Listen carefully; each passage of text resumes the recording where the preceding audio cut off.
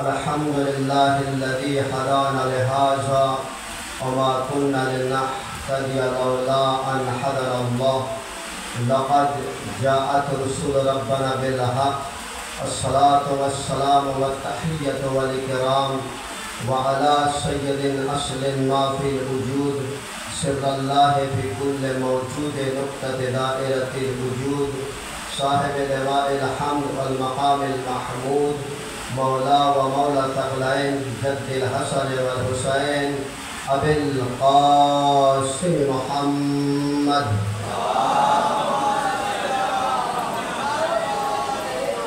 وعلى أهل بيته الطيبين الطاهرين المعصومين المظلومين ولعنة الله على أعدائهم أجمعين من الآن إلى قيام يوم الدين. أما بعد فقد قال الله تبارك وتعالى في القرآن المجيد بسم الله الرحمن الرحيم قل لا أسألكم عليه أجرا إلا المودة في القربى وقال رسول الله صلى الله عليه وآله وسلم إن الحسين مصباح الهدى والسفينة النجاة صلاة محمد.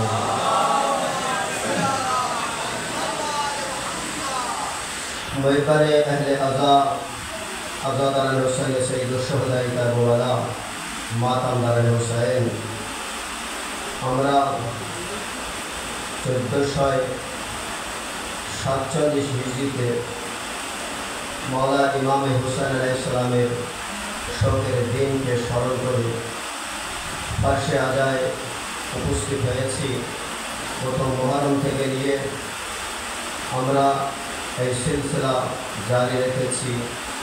আল্লাহ আমাদেরকে হায়াত দান করেছেন, আল্লাহ আমাদেরকে সৌভাগ্য দান করেছেন, নসিবে রেখেছেন যে আল্লাহ যে আমরা মওলা ইমাম হুসাইন আলাইহিস সালামের শোক দুঃখকে গানকে প্রকাশ করতে পারছি। এটা আমাদের নসিবে আল্লাহ রাব্বুল আলামিন লিখে দিয়েছেন। যার নসিবে যার ভাগ্যে যেরকম লিখেছেন সেরকমই কিন্তু সবাই সেটা পেয়ে যাবে। গত মজলিসে আমি আপনাদের সম্মুখে আলোচনা করেছিলাম যে কোরবানি মওলা ইমাম হুসাইন আলাইহিস সালাম কারবালা মরুগ্রান্তে পেশ করেছেন।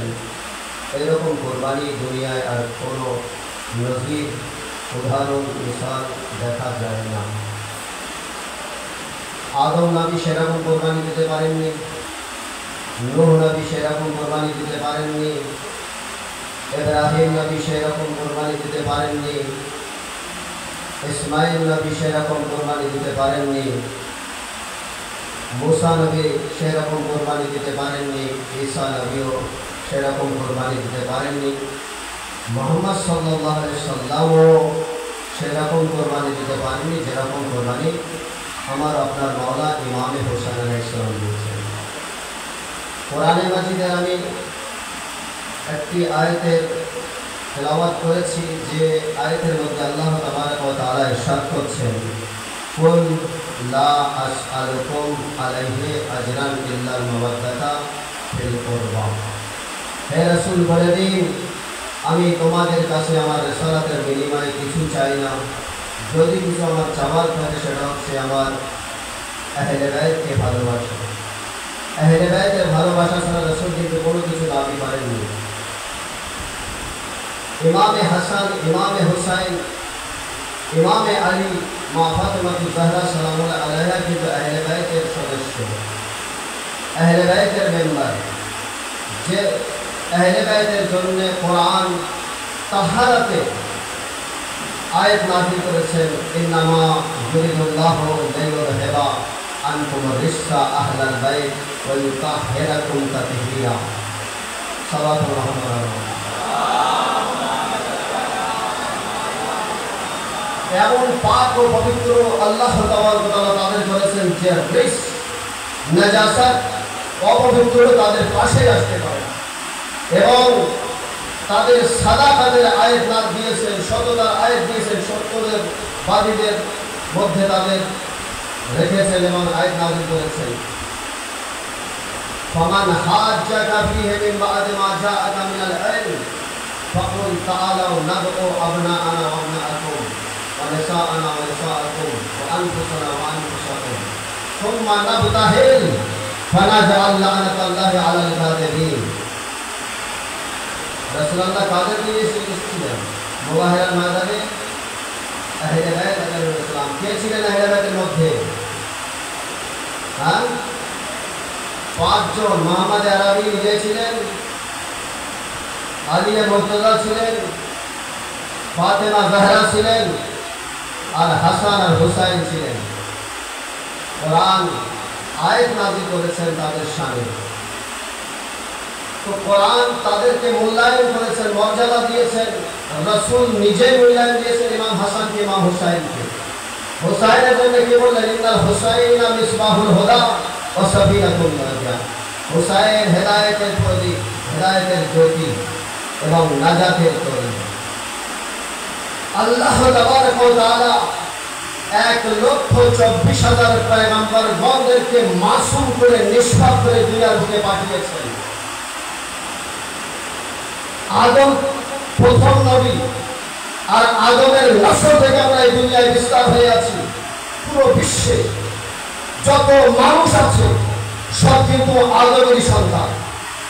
কিন্তু রাসূলুল্লাহ শেষ নবী বললেন না যে আদম হেদায়েতের প্রতীক, নাজাতের প্রতীক। নূহ নবীকে আদমের সানি বলা হয়, দ্বিতীয় আদম। দ্বিতীয় আদম কাকে বলা হয়? নূহ নবীকে। কিন্তু শেষ নবী সৈয়দুল আম্বিয়া কথা বললেন না যে নূহ হেদায়েতের প্রতীক, নাজাতের তরী। আমরা পূর্বপুরুষদের গুণগান গাই যে আমার বাপ এরকম ছিল, আমার দাদা এরকম ছিল, আমার প্রদাদা এরকম ছিল। কিন্তু মুহাম্মদ আরবি হেদায়েতের দিক থেকে, প্রত্যেক নবী কিন্তু হেদায়েত করতে এসেছেন আল্লাহ তাআলার তরফ থেকে। কিন্তু আদম নবী সম্পর্কে, নূহ নবী সম্পর্কে, ইব্রাহিম নবী সম্পর্কে, ইসমাঈল নবী সম্পর্কে, মুসা নবী সম্পর্কে, ঈসা নবী সম্পর্কে, ইব্রাহিম নবী নিজের সন্তানদের কুরবানি দিয়েছেন, মুসা ফিরআউনের দরবারে গিয়েছে, ঈসা বনী ইসরাইলের মাঝে ছিলেন। কিন্তু কোন নবীর শানে এরকম হাদিস বর্ণনা করেনি যেমন হাদিস হুসাইনের জন্য করেছে। ইন্নাল হুসাইন মিসবাহুল হুদা ওয়া সাফিনাতুন নাজা। হুসাইন হেদায়েতের প্রতীক, নাজাতের প্রতীক। কেন বললেন? হুসাইনের জন্য। কারণ হুসাইন আদমের দিনকে বাঁচিয়েছেন, নূহের দিনকে বাঁচিয়েছেন, ইব্রাহিমের দিনকে বাঁচিয়েছেন, ইসমাঈলের দিনকে বাঁচিয়েছেন, মুসার দিনকে বাঁচিয়েছেন, ঈসার দিনকে বাঁচিয়েছেন, খুদ স্বয়ং মুহাম্মদ আরবির দিনকে বাঁচিয়েছেন। ওই জন্য হুসাইন হেদায়েতের প্রতীক এবং নাজাতের তরী। সাল্লাল্লাহু মুহাম্মদ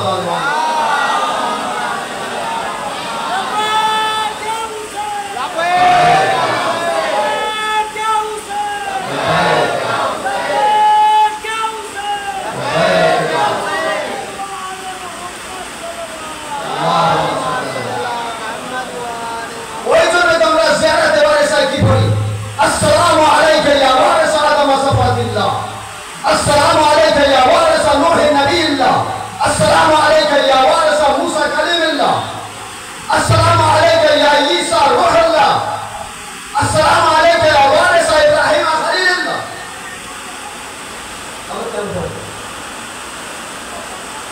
ওয়ারিস উত্তরাধিকারী নবীগণদের কে? ইমামে হুসাইন। সালাম করে হুসাইন। কারণ হুসাইন এমন কোরবানি পেশ করেছেন যে কোরবানি অন্য কেউ পেশ করতে পারেন না, কিয়ামত পর্যন্ত পারবেও না। আর এই ইতিহাস এতদিন তো মুছে যাওয়ার কথা ছিল, কারণ দুনিয়ায় কোনো ইতিহাস টিকে নেই। আর সেই ইতিহাসের উপরে আমল হয় না। দুনিয়ার মানুষ জীবিত রাখতে চায় না, অনেকের জন্য জীবিত রাখে। পুরানো ইতিহাসকে মানুষ দ্বিতীয়বার রিপিট করতে চায় না। কোন পুরানো ইতিহাসকে মানুষ পছন্দই করে না। আমি আপনাদের উদাহরণ দেই। একবার যদি আপনারা নিউজ দেখে নেই, তো দ্বিতীয়বার যদি সেই নিউজ আসে তো আপনি বলবেন ভাই আমার দেখা আছে। একবার যদি খবর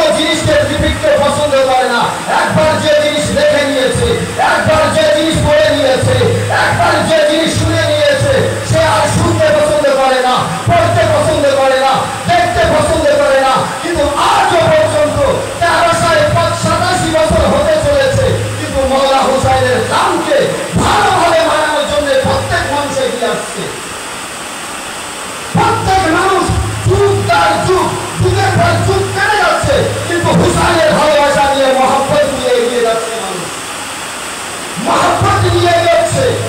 প্রত্যেকে চাইছে যে আমিও যেন হুসাইনি হই, আমিও যেন হুসাইনি হই, প্রত্যেকে চাইছে। হ্যাঁ, কত ভাষা এসেছে নিজের নাম রাখার জন্য, কত ইতিহাস লিখে দিয়েছে, সোনালি কালার দিয়ে, রূপালী কালার দিয়ে নিজের নামকে বজায় রাখার জন্য চেষ্টা করেছে। কোন রাজার নাম টিকে নেই, কোন নবাবের নাম টিকে নেই, কোন বাদশার নাম টিকে নেই। কোন বাদশার নামে এরকম কাজ হয় না, কোন নবাবের নামে এরকম কাজ হয় না, কোন নেতার নামে এরকম কাজ হয় না। যে কাজ মাওলা হুসাইনের জন্য হচ্ছে, যে কাজ মাওলা হুসাইনের জন্য হচ্ছে। আর এটা আপনারা মনে রাখবেন, কোনদিন এটা মনে করবেন না যে আজাদ আলী হুসাইন আমার জন্য টিকে আছে। আমি এই মাওলানা মজলিস না পড়লে মজলিস হবে না, এই জাকির মজলিস না পড়লে মজলিস হবে না, অমুক সেক্রেটারির অধীনে না থাকলে মজলিস হবে না, অমুক তাবারুক বিলি না করলে তাবারুক হবে না, অমুক সাবিল না লাগালে সাবিল লাগবে না। এরকম ধারণা কেউ রাখবেন না, কারণ আজাদারি আমাদের জন্য টিকে নয়, আজাদারির জন্য আমরা আছি, আজাদারির জন্য আমরা টিকে আছি, আজাদারির জন্য আমরা টিকে আছি। কিন্তু আজাদারি আমাদের জন্য টিকে নয়। কেন? কারণ দুনিয়ায় বহুত মানুষ আছে, বহুত মানুষের মধ্যে বহুত মুসলমান আছে, বহুত মুসলমানের মধ্যে কিছু শিয়া আছে, কিছু শিয়া আছে মুসলিমের শিয়া। আজ দুনিয়ায় শিয়া ইমামে হুসাইন আলাইহিস সালামের আজাদারি করছে বুক ফুলিয়ে। তো বুঝতে হবে যে অন্য শত্রু যারা আছে তারা তো নিমিষের মধ্যে শেষ করে দিতে পারত, কিন্তু না, একজন গায়েবে বসে আছেন, গায়েব থেকে মাওলা হুসাইনের আজাদারিকে টিকিয়ে নিয়ে যাচ্ছেন। সাল্লাল্লাহু আলাইহি ওয়াসাল্লাম।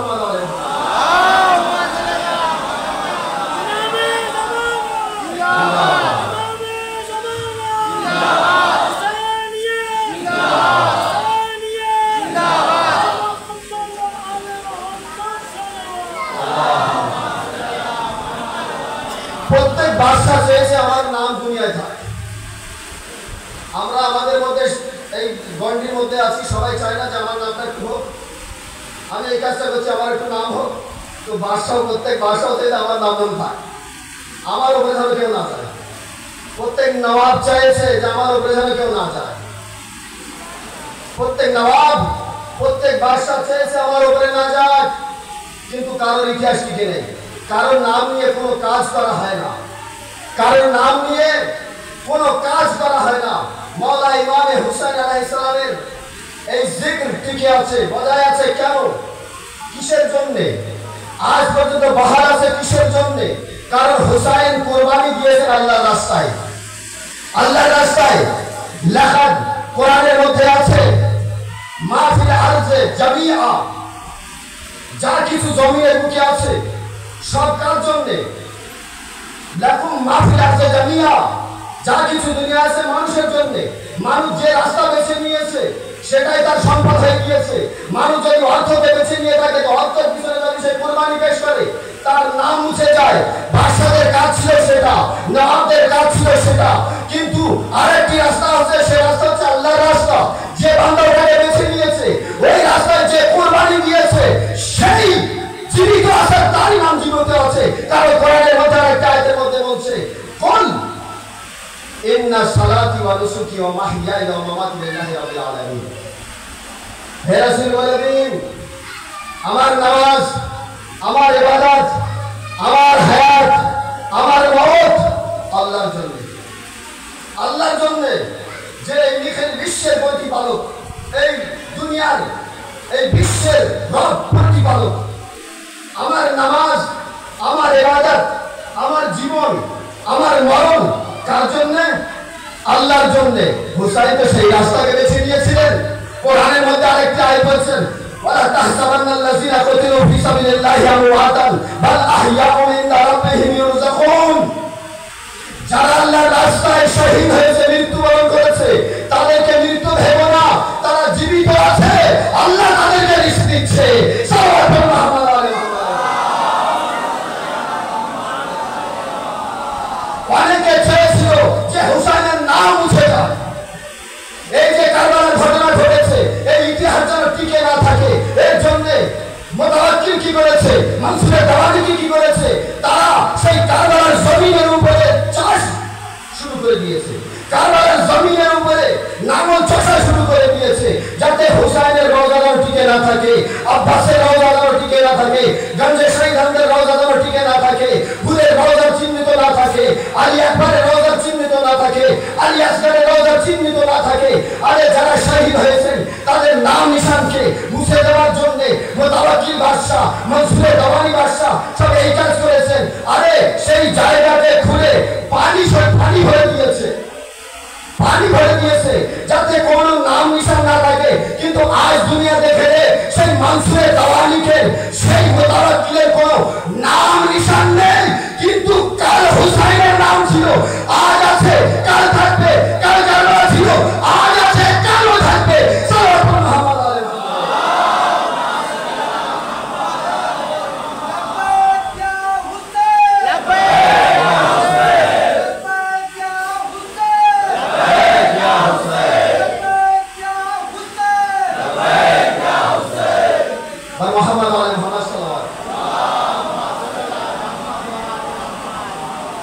তাদের নাম নেই, যারা ইমামে হুসাইনের নামকে শেষ করার পরিকল্পনা করেছিল, ছক করেছিল, তাদের নাম নেই। কিন্তু আজ মাওলা হুসাইনের জিকির হচ্ছে, মাওলা ইমামে হুসাইন আলাইহিস সালামের জিকির কিয়ামত পর্যন্ত হতে থাকবে। কেন? মাওলা হুসাইন আল্লাহর রাস্তাকে বেছে নিয়েছিলেন। আল্লাহর রাস্তা কি? হক আর বাতিলের রাস্তা, ন্যায় আর অন্যায়ের রাস্তা, সত্য মিথ্যার রাস্তা ইমামে হুসাইন আলাইহিস সালাম বেছে নিয়েছেন। আজও পর্যন্ত আমাদের কর্তব্য কি? আমরা শিয়া, মুসলিম ও শিয়া, আমরা দুনিয়ায় শিয়া নামে পরিচিত, আমাদেরকে আহলে তাশইয়্যিয়া বলা হয়। আজ দুনিয়ার মানুষ যখন আমরা হুসাইনের রাস্তাকে ধরে নিয়েছি, হুসাইনের দামানকে ধরে নিয়েছি, তো এই মুসলিম ও শিয়াদেরকে দুনিয়ার শত্রুরা দেখে ভয় পাচ্ছে। আজ ইহুদি কাদের দেখে ভয় করছে? কাদের দেখে? ইসরায়েল ওই আরবদের দেখে ভয় পেয়েছে? ওই কাতারের মুসলমানদের দেখে ভয় পেয়েছে?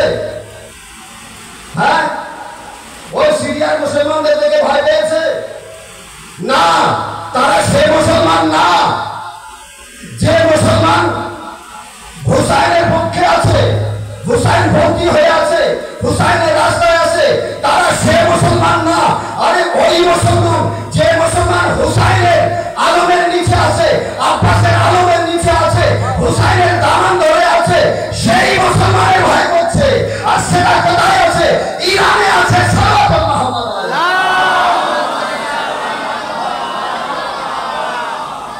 আজ দুনিয়া দেখে নিয়েছে 57টি মুসলিম কান্ট্রি আছে, দেশ আছে। ইসরায়েল কাউকে দেখে ভয় পায় না। কাকে দেখে ভয় পাচ্ছে? এক ইরানকে দেখে ভয় পাচ্ছে। আমরা কার মাননেওয়ালা? আলীর মাননেওয়ালা। আমরা কার মাননেওয়ালা? হাসানের মাননেওয়ালা। আমরা কার মাননেওয়ালা? হুসাইনের মাননেওয়ালা।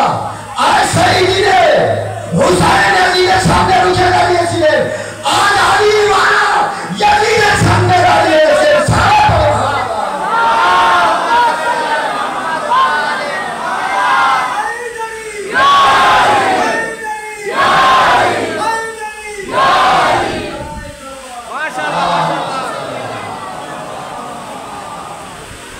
জঙ্গে খান্দাক আলী তো ছিলেন যে রসুলের পুরো অভিশাপ দিয়েছেন, নইলে আলী নাবি আলী আহমদ রসুল আলীর জন্য নাবি আলী আহমদ হার রাজা এই দোয়া পাঠ করতেন। এত বড় মুসিবত খায়বারে ছিল যে ৩৯ দিন পর্যন্ত কোন বীর জন্মালো না, কোন পুরুষ জন্মালো না যে খায়বারের ওই যুদ্ধকে জয় করবে।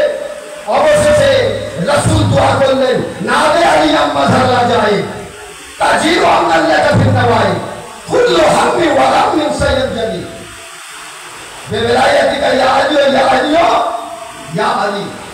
আলী আসলেন, তারপরে তো যুদ্ধ জয় হলো। আচ্ছা, বদর যুদ্ধ ছিল প্রথম যুদ্ধ, কে জয় করলো? আলীর জন্য। আলী করেছে। ওয়াহাদ আলী করেছে। খান্দাকের যুদ্ধ একটা বড় যুদ্ধ ছিল। এই বিষয়ে অল্প কিছু আলোচনা করবো, তারপরে সমাপ্ত। খান্দাক, খান্দাক মানে কি? খান্দাক মানে গর্ত করা, খোঁড়া। রাসূল নিজের লস্করকে নিয়ে যেখানে ছিলেন, ইহুদি খায়বারের ইহুদিদের মধ্যে যারা লিডার ছিল, তারা দল সাজিয়ে নিয়েছিল মুহাম্মদের দ্বীনকে ধ্বংস করার জন্য। নিজে এবং মক্কার মধ্যে যারা আবু সুফিয়ান, তাকেও হঠাৎ করলো, চারিদিক থেকে ঘিরে নেওয়ার পরিকল্পনা করলো।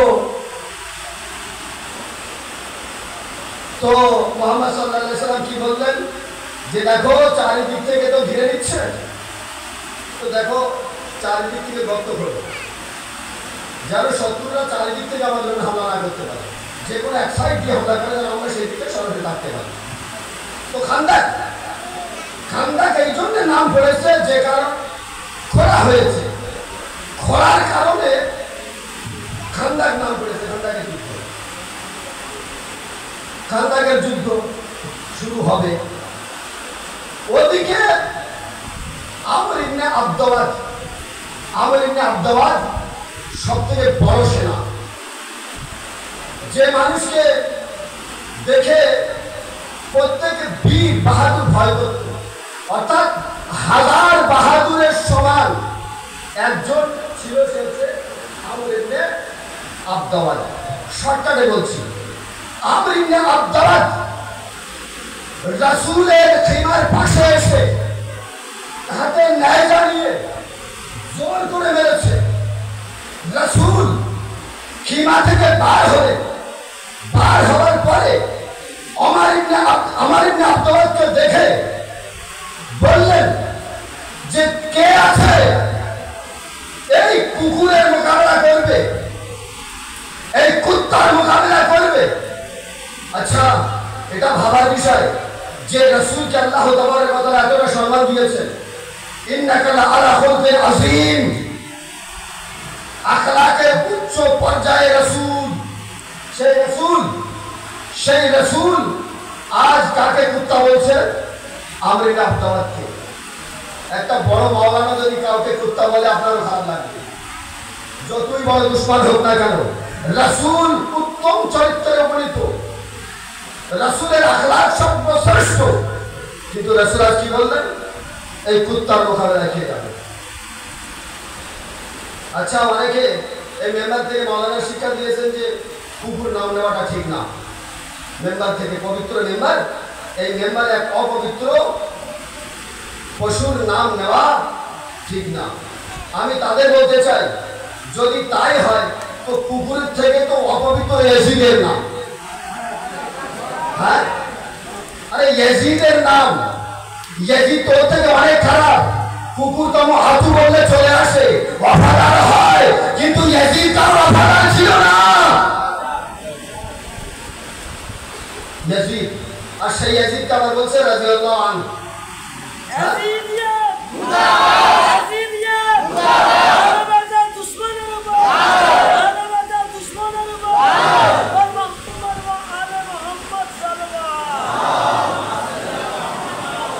সেই ইয়াজিদ নাকি রাদিয়াল্লাহু আনহু কোন কাফের বলছে, কোন ইহুদি বলছে, কোন খ্রিস্টান বলছে না, মুসলিম বলছে, টাই লাগিয়ে টুপি পরে। হ্যাঁ, এমন মোল্লা বলছে যে টাই লাগায় আর টুপি পরে। কে সে? হ্যাঁ, তার নাম কি? জাকির নায়েক। এত বড় বদমাইশ হিন্দুস্তানে তাকে হিন্দুস্তানের মন্ত্রী থাকতে দেয়নি, অন্য দেশে পাঠিয়ে দিয়েছে, তাকে বিতাড়িত করে দিয়েছে। একটু আগে মাওলানাই বলেছে, আমি আর একটু পরে বলবো, সেই জন্য আমি এই কথাটা বলছি না, আপনাদের তুলে ধরব যে কুকুর নাপাক,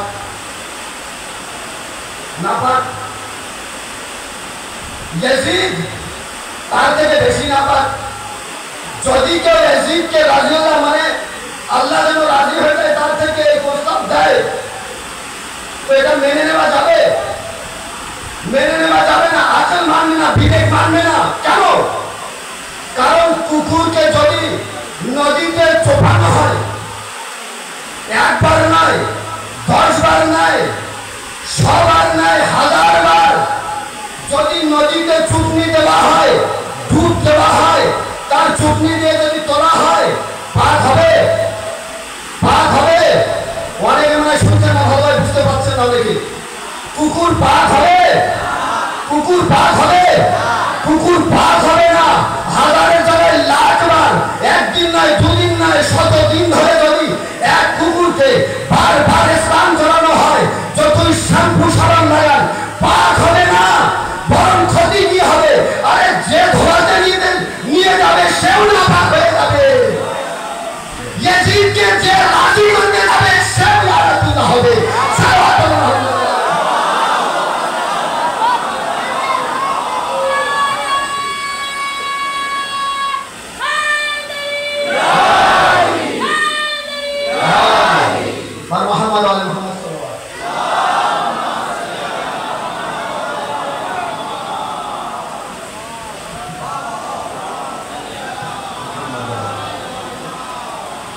রাসূলুল্লাহ কি বললেন? এই কুত্তার মোকাবেলায়, এই কুকুরের মোকাবেলায় কে যাবে? তো সবাই উষ্মাস করছে, এক অপরের দিকে তাকাতাকি করছে। সবাই জানে আমর ইবনে আব্দুল্লাহর বিষয়। এ তো 1000 বীরের সমান, 1000 বাহাদুরের সমান। আমি গেলে তো একেবারে শেষ। বড়জনও এটাই ভেবে নিয়েছে, মেজেজনও এটাই ভেবে নিয়েছে, সেজেজনও এটাই ভেবে নিয়েছে যে যদি যাই শেষ, আর সাকিবাও হবে না, সাকিবাও হবে না। রাসূল কুত্তা বললেন।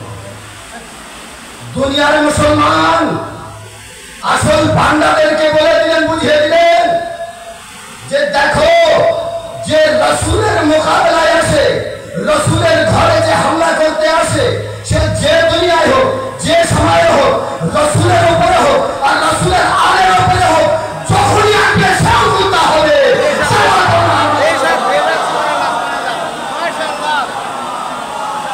ফাতেমা জাহরার ঘরের দরজায় যে আগুন নিয়ে এসেছিল, রাসূল প্রমাণ করে দিয়েছেন, বুঝিয়ে দিয়েছেন, সেও কিন্তু পাক না, সেও কিন্তু নাপাক।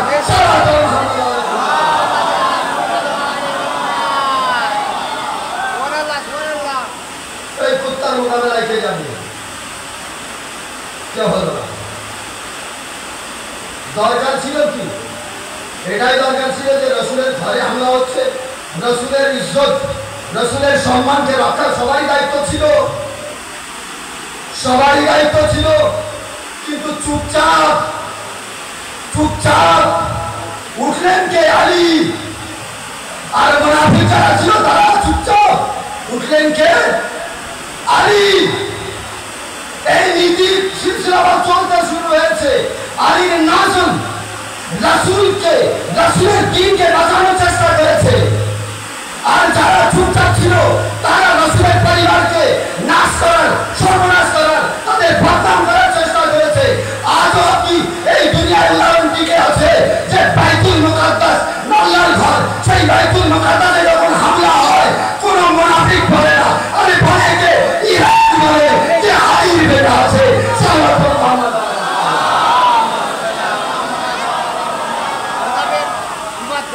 আলীর বেটা। কার আলী বলেছিলেন? আজ আলীর বেটা বলছে, আজ আলীর বেটা বলছে। আচ্ছা, দুনিয়ায় আপনি এটা দেখেছেন যেখানে জুলম হচ্ছে, ওই জুলমের মোকাবেলায় কিন্তু শিয়ারা জ্বালাচ্ছে। ইরাক দাইশ ছিল, দাইশের হামলা করছিল, মারছিল, দাঁড়ালো কারা? তাদের সামনে রুখে দাঁড়ালো কারা? হাজদে সাহাবী। তারা কারা? তারা শিয়া। লেবাননে হামলা হয়েছে, ইসরায়েল হামলা করেছে, রুখে দাঁড়ালো কে? হিজবুল্লাহ। তারা কারা? তারা শিয়া। ইয়ামানে হামলা হয়েছে, রুখে দাঁড়ালো কে? আনসারুল্লাহ। তারা শিয়া। তারা শিয়া। ফিলিস্তিনে এত জনগণ মারা হলো, কেউ কথা বললো না, বললো কে? ইরান। তারা কারা? তারা শিয়া। সাল্লাল্লাহু মুহাম্মদ আলাইহি ওয়াসাল্লাম। আজ শিয়াদের চিনতে পেরেছে মানুষ। কেন চিনতে পেরেছে জানেন? হুসাইনের রাস্তায় আছেন তাই। হুসাইনের রাস্তায় আছেন। যদি হুসাইনের রাস্তা ছাড়া অন্য কোন রাস্তা হতো তাহলে সৌদি আরবের মতো চুপ থাকতো। ফিলিস্তিনের উপরে যে জুলুম হয়েছে, কাতারের মতো চুপ থাকতো, সিরিয়ার মতো চুপ থাকতো, এরদোগানের তুর্কির মতো চুপ থাকতো, পাকিস্তানের মতো মানুষ চুপ থাকতো, বাংলাদেশের মতো মানুষ চুপ থাকতো না। তারা হুসাইনি হয় নাই, তারা হুসাইনি নয়, আরে হুসাইনি হচ্ছে ইরানি। তারাই কথা বলেছে সাল্লাল্লাহু মুহাম্মদ আলাইহি ওয়াসাল্লাম। এই কুকুরের মোকাবেলায় যাবে কি? আলী বার হলেন, আলী বার হলেন, ইয়া রাসূলুল্লাহ আমি। তো রাসূল আলীর জন্য দোয়া দিলেন। কি দোয়া? আজ আলী যাচ্ছে, কুল্লে ঈমান হচ্ছে আলী। পুরোপুরি ঈমান কি? আলী কার মোকাবেলায়? কুল্লে কুফর, পুরোপুরি কুফরের মোকাবেলায় যাচ্ছে। কে? আলী। রাসূল সার্টিফিকেট দিয়ে দিয়েছেন আলীর জন্য। আলী হচ্ছে কুল্লে ঈমান। আলীকে বাদ দিলে কিছু থাকবে না দিন ইসলামের মধ্যে। সাল্লাল্লাহু মুহাম্মদ আলাইহি ওয়াসাল্লাম। তো আজ দুনিয়ার মানুষ ন্যায় কি অন্যায় কি সেটা চোখে দেখে নিয়েছে।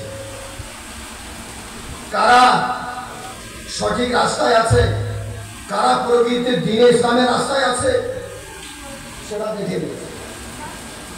কারণ এনারা হুসাইনের সিরাতের উপরে চলছেন, কারবালা সেই সিরিটিকে স্মরণ করে এগিয়ে যাচ্ছেন।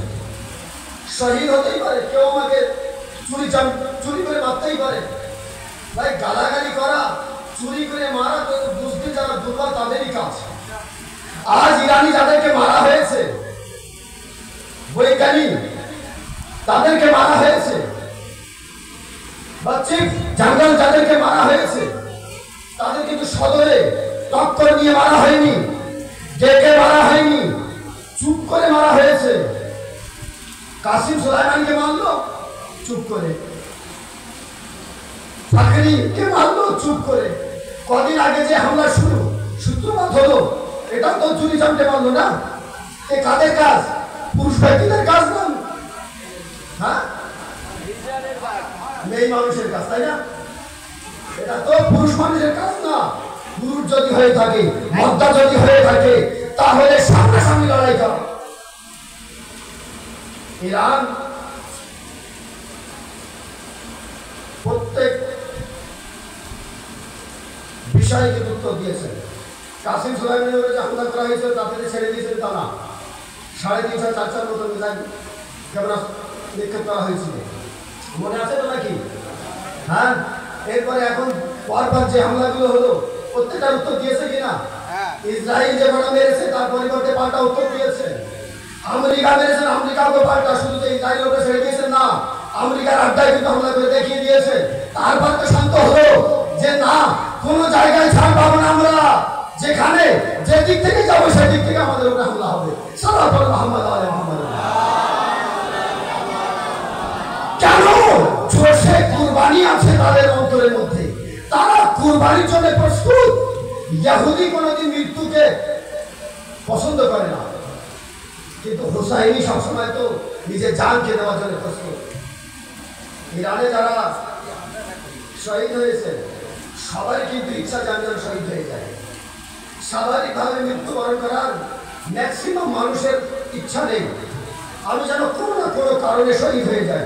ওই জন্য দেখেন যখন ইরানের উপরে হামলা হচ্ছে, ইরান কিন্তু ওই নিচে যে বসেনি, আড়া আবদালে যে বসেনি, সদরে ঢুকছেন, রওজায় জিয়ারতে চলছেন। আচ্ছা মারুক, অসুবিধা নেই, এতে আমার কোনো ভয় নেই। কিন্তু ইসরায়েলের গল্প আপনি শুনেছেন, সব কোথায়? বাংলার মধ্যে বার হয়নি, শুয়ে আছে বরাবর। তাদের নিশ্চয়ই ভয় আছে, কিন্তু ইরানিরা ভয় করেনি। কারণ এই জজবায়ে কোরবানি, এই আবেগ, কোরবানির আবেগ তাদের মধ্যে আছে, যেটা কারবালা থেকে তারা পেয়েছেন। কারবালার ইতিহাস আমরা শুনছি, হোসাইন কত মজলুম। কারবালার মরুভূমিতে কারবালায় পৌঁছবেন কিছু আগে ইবনে জিয়াদের নেতৃত্বে হুর লস্কর নিয়ে বার হয়েছে,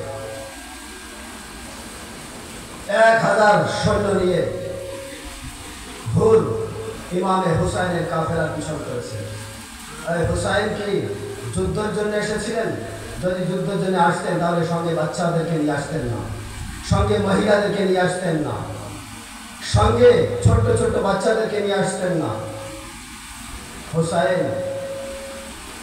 হুসাইনকে হুর ঘিরে নিয়েছে। যখন হুর সামনে এসছে, তো ইমামে হুসাইন আলাইহিস সালাম সবার চোখের দিকে দেখছেন, সবার চোখ লাল হয়ে গিয়েছে, লাল, মুখ শুকিয়ে গিয়েছে।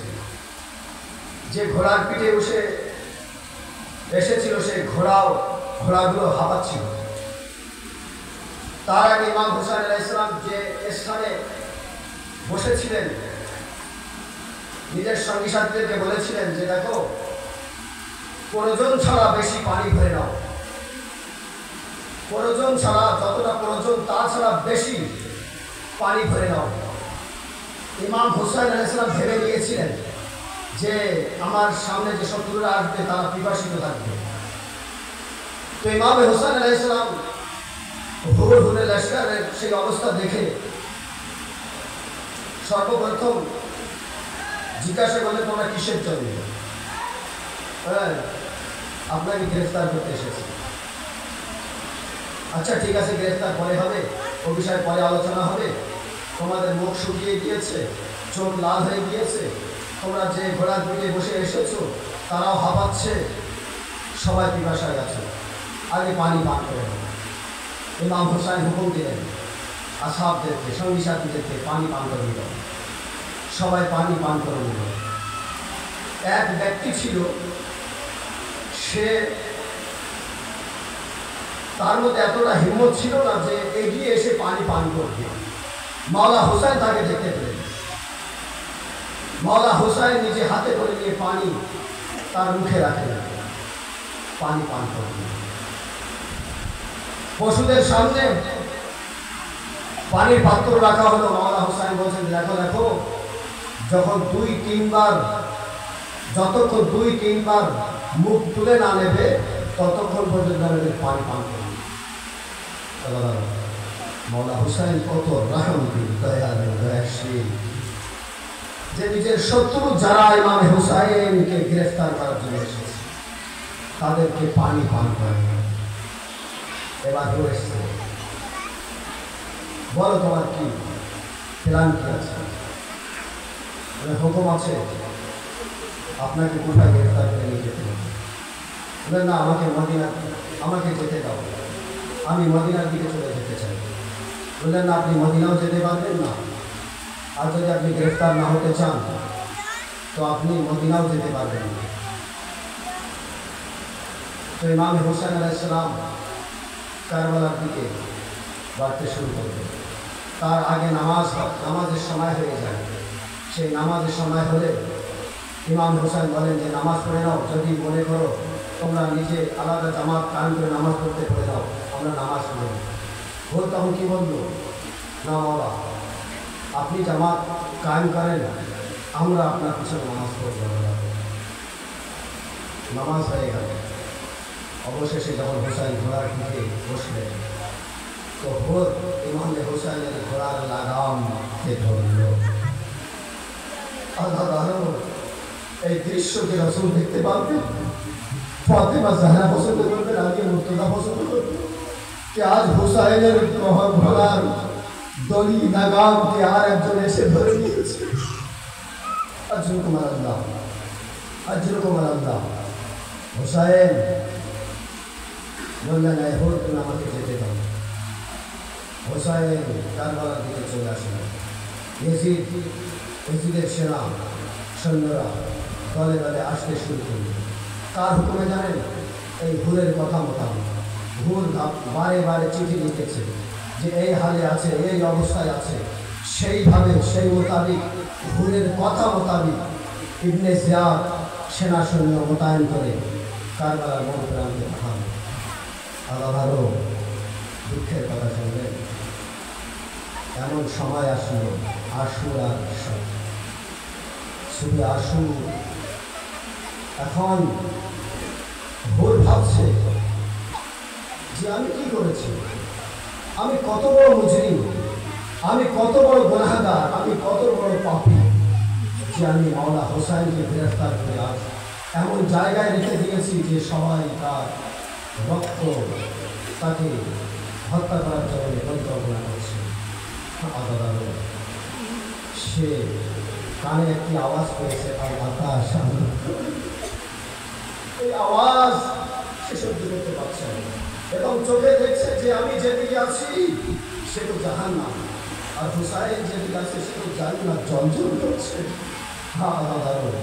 ভুল কি করলো? ওমরে সাদের কাছে চলে আসলো। ওমরে সাদ, এই যুদ্ধকে বন্ধ করা যাবে না? বলল, না, কোনো মতে বন্ধ করা যাবে না। ভুল তখন কি হল যে ওমরে সাদ সম্ভব যদি হয় বন্ধ করে দেওয়া হবে। তো ওমরে সাদ বলল, না, এ সম্ভব না, এটা বন্ধ করা যাবে না। ভুল, তুমি দুর্বল হয়ে পড়ছো কেন? আরে তোমার জন্যই তো আজ এই পর্যন্ত এগুলো হয়েছে। হ্যাঁ, আজরুকুম আল্লাহ।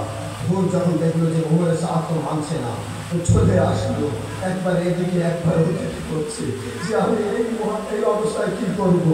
আজরুকুম আল্লাহ ছেলেকে ডাকলো, এই বেটা, আমি এখানে থাকতে চাই না, আমি হোসাইন যেদিকে আছে ওদিকে যেতে চাই।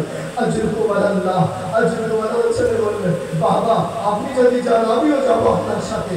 আরে হুরের এক ভাই ছিল, সে বললো, ভাইয়া যান, আপনি যদি যেতে চান আমিও যাবো। হুরের এক গোলাম ছিল, মওলা, যদি আপনি যান তো আমিও যাবো।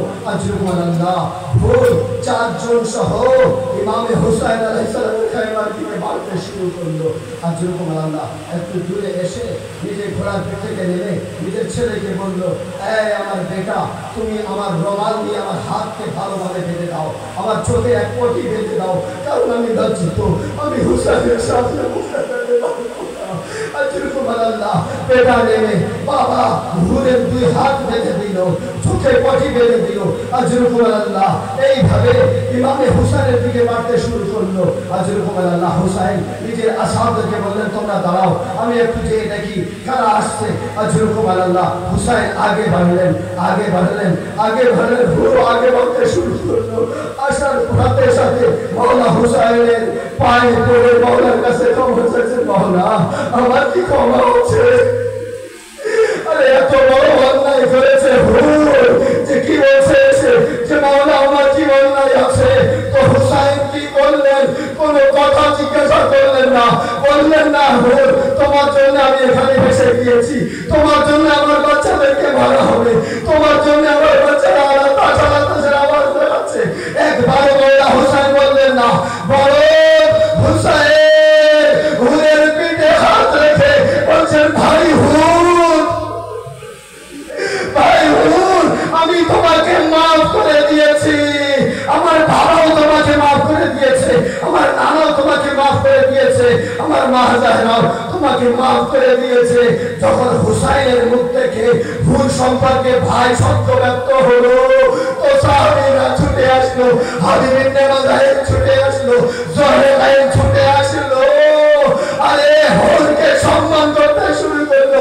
এই জন্যে কারণ আকা হুসাইন হুরকে ভাই বলেছে।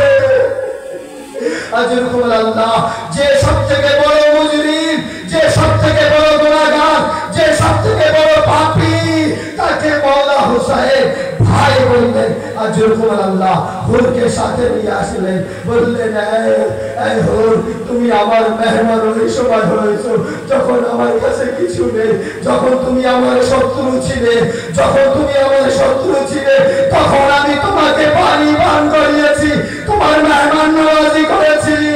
এই হুর, এখন যখন তুমি আমার বন্ধু হয়ে গিয়েছো, আমার সাথী হয়ে গিয়েছো, আমার কাছে পানি নেই, বলবেন মাওলা আমাকে লজ্জা দিন।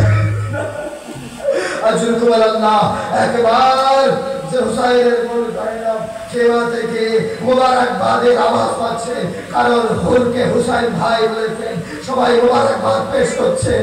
আল্লাহ যায়েরা শুনতে পেলেন, কিছু আওয়াজ শুনতে পেলেন, ওরে মোহাম্মদকে ইশারা করে ডাকলেন, এই বেটা এদিকে এসো।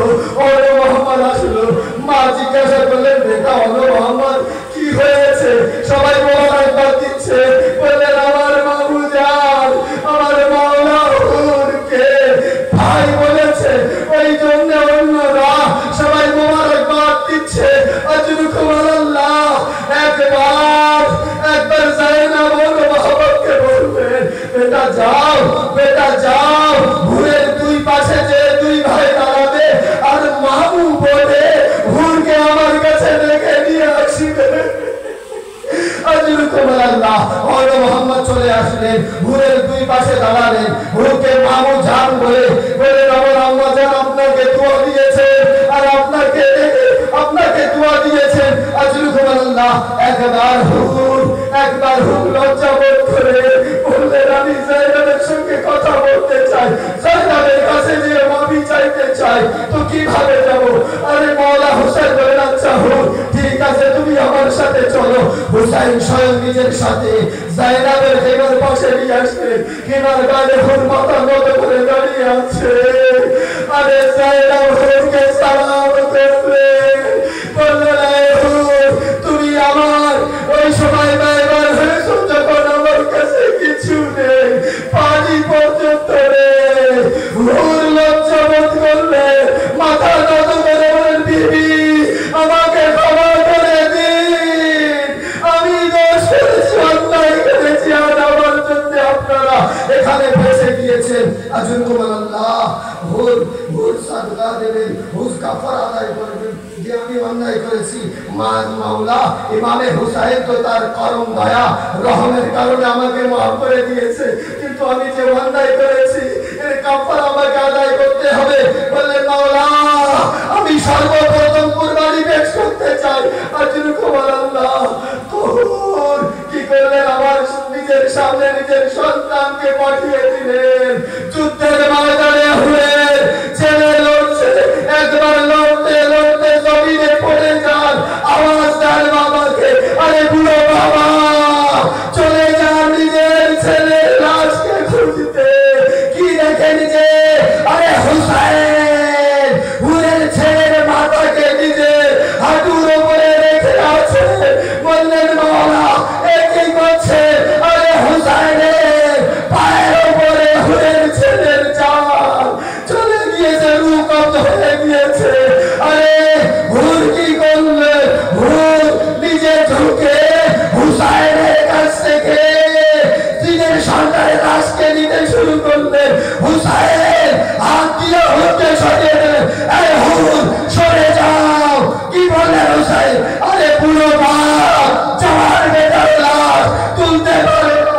আমি বলবো, মাওলা আপনার জওয়ান বেটার বুকে ভরসা লেগে থাকবে, আপনার সাথে কেউ থাকবে না, আপনি কেমন ভাবে আলিয়াকে